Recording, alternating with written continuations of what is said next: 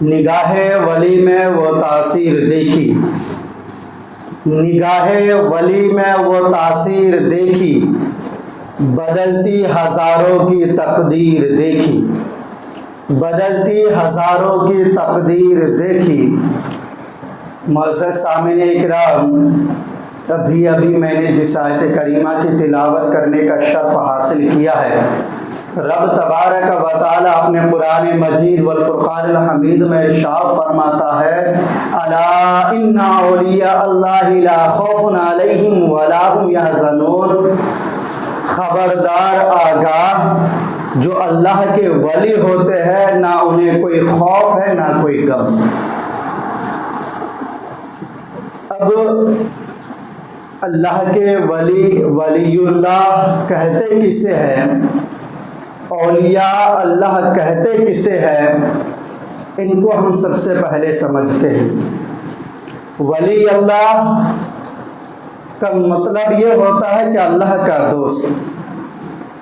اب اللہ کا دوست وہی ہوگا جو اللہ کا نیک بندہ، جو آقا کریم صلی اللہ تعالی علیہ وسلم کی سنت پر چلتا ہو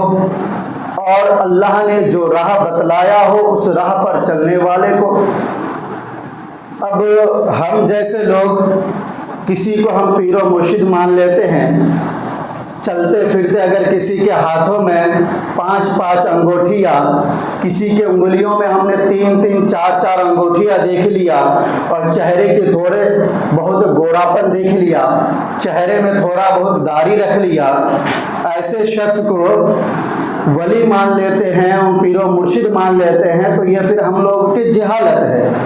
یہ ہم لوگ کے اندر وہ علم نہیں ہے۔ ہم نے کئی بار ایسا دیکھا ہے کہ اپنے محلے میں، اپنے گاؤں میں چھوٹا بڑا اپنے دادا پرداداؤں کا مقبرہ بنا لیا ہے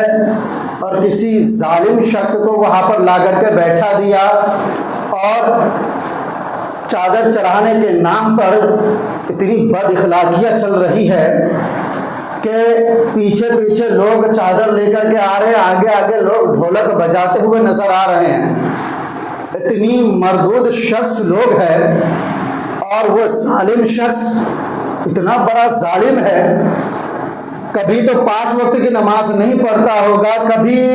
روزہ نہیں رکھتا ہوگا۔ انسان کو دیکھ کر کے پتہ لگ رہا ہے کہ یہ کتنا بڑا ظالم ہے کہ لوگوں کو کتنا بہکا کر کے رکھا ہے۔ جیسے ڈھول بج رہا ہے، مردود وہاں پر ناچ رہا ہے۔ ایک تو مقبرہ کسی کا بنا لیا، کسی ظالم کو بلا کر کے وہاں پر نچوا رہا ہے اور وہ یہ دعویٰ کر رہا ہے کہ یہاں ہمارے باپ داداؤں کا مزار ہے۔ توبہ استغفر اللہ، ایسے لوگوں کے سامنے جا کر کے جس طریقے سے کچھ غیر لوگوں میں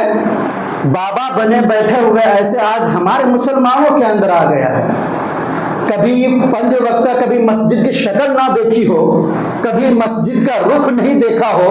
چہرے پر تھوڑا داڑھی رکھ لیا ہو اور سر پہ ٹوپی لگا لیا ہو، سر پہ ٹوپی لگانے کے باوجود ڈھولک کے پیچھے ناچتے ہوئے نظر آ رہا ہو اور اس کو بابا بنا بیٹھا ہے۔ اتنا مظلوم شخص ہے، کتنا جہالت اندر آ چکی ہے مسلمانوں کے اندر۔ اللہ رب العزت ارشاد فرماتا ہے، الا ان اولیاء اللہ لا خوف علیہم ولا هم یحزنون، خبردار جو اللہ کے ولی ہوتے ہیں نہ انہیں کوئی خوف ہے نہ کوئی غم، اس لیے کہ جو اللہ کے ولی ہوتے ہیں اسے اللہ کی رضا حاصل ہو جاتی ہے، اس لیے کہ جس کو اللہ کی رضا حاصل ہو جاتی ہے، اللہ کی رضا سب سے بڑی دولت ہے، اللہ کی رضا سب سے بڑی قوت ہے، اللہ کی رضا سب سے بڑی طاقت ہے، اللہ کی رضا سب سے بڑی رفعت ہے۔ اور اولیاء اللہ کو رضا الہی حاصل ہے۔ جو اولیاء اللہ ہوتے ہیں، جو اللہ کے ولی ہوتے ہیں، وہ کسی سے نہیں ڈرتے، وہ کسی شیر اور چیتا سے نہیں ڈرتے، بلکہ جو اللہ کے ولی ہوتے ہیں وہ صرف اللہ ہی سے ڈرتے ہیں، دنیا کے کسی چیز سے نہیں ڈرتے، شہنشاہ وقت سے نہیں ڈرتے، وہ وہ کسی جابر سے نہیں ڈرتے، جو اللہ کے ولی ہوتے ہیں وہ دریا کی طغیانی سے نہیں ڈرتے، جو اللہ کے ولی ہوتے ہیں وہ کسی شیر اور چیتا سے نہیں ڈرتے، جو اللہ کے ولی ہوتے ہیں وہ کسی درندے سے نہیں ڈرتے، بلکہ جو اللہ کے ولی ہوتے ہیں دنیا کی ساری چیز اسی سے ڈرتے ہیں، اس لیے کہ جو اللہ کے ولی ہوتے ہیں وہ صرف اللہ ہی سے ڈرتے ہیں۔ عزیزان گرامی کہ اولیاء اللہ کی مروت، ان کا دیکھنا، اگر اولیاء اللہ کو دیکھ لو گے، اگر اولیاء اللہ کو دیکھ لو گے تو تم کو ڈائریکٹ یہ پہچان آ جائے گی کہ یہ اللہ کا نیک بندہ ہے، اللہ کا برگزیدہ شخص ہے۔ اور اولیاء اللہ جو ہوتے ہیں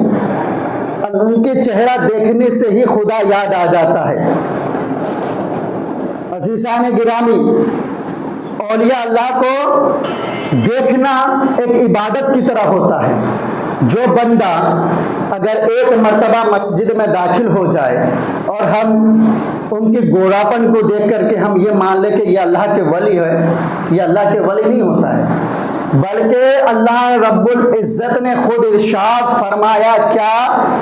کہ جو اللہ کے ولی ہوتا ہے، جو اللہ تعالیٰ کے ولی کو دیکھ لے خدا یاد آ جائے۔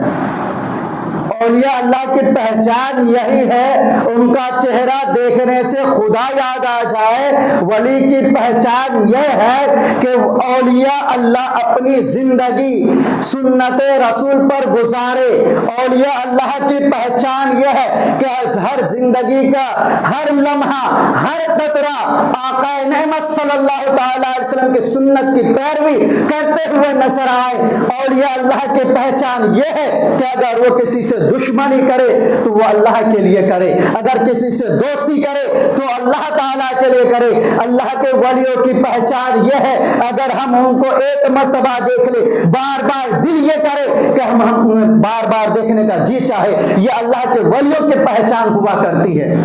حدیث قدسی ہے، اللہ رب العزت کا فرمان ہے کہ جو میرا ولی ہوتا ہے میں اس کا پیر بن جاتا ہوں جس سے وہ چلتا ہے،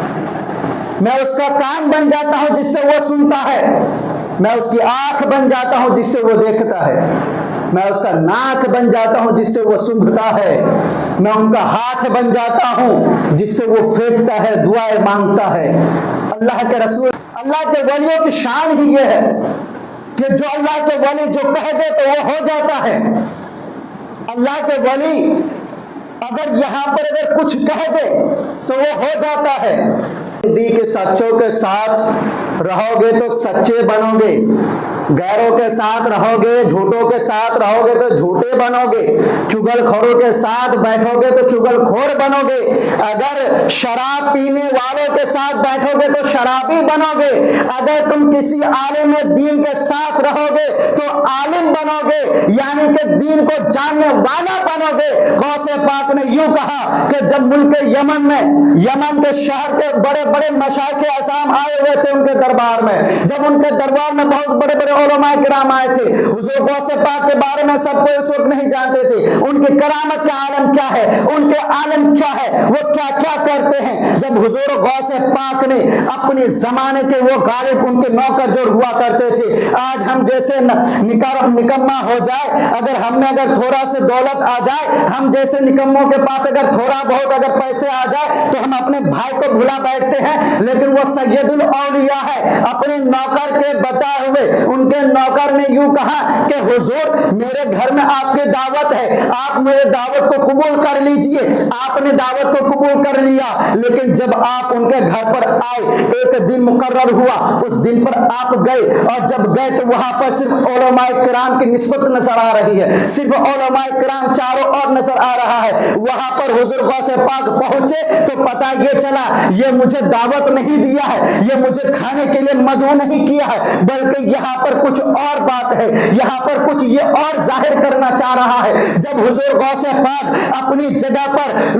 مسند پر بیٹھ گئے، جب اپنی جگہ پر بیٹھے تو وہاں پر ایک ٹوکری کو لایا جاتا ہے، اور اس ٹوکری میں جب حضور غوث پاک اس ٹوکری کو کھولتے ہیں تو پتہ یہ چلتا ہے، معلوم معلوم یہ ہوتا ہے وہ غالب جو ان کے نوکر تھے، ان کا بیٹا جو معذور تھا، ان کا بیٹا اس وقت تک معذور تھا، نہ آنکھوں سے دیکھ سکتا تھا، نہ پیروں سے چل سکتا تھا، نہ کانوں سے سن سکتا تھا، سب طریقے سے وہ بالکل معذور ہو رکھے تھے، لیکن حضور غوث پاک نے جب اس ٹوکری کو کھولا، اپنے منظر پر دیکھا، اس بچے کی اور دیکھا تو کہا قم باذن اللہ، اے بچے اللہ کے حکم سے کھڑے ہو جا۔ تو حضور غوث پاک کا قم باذن اللہ کہنا تھا، اس بچے کا صحیح سالم کھڑے ہو جانا تھا۔ اس لیے کسی شاعر نے یوں کہا ہے، جب ان کے گدا بھر دیتے ہیں شاہان زمانہ کی جھولی، جب ان کے گدا بھر دیتے ہیں شاہان زمانہ کی جھولی،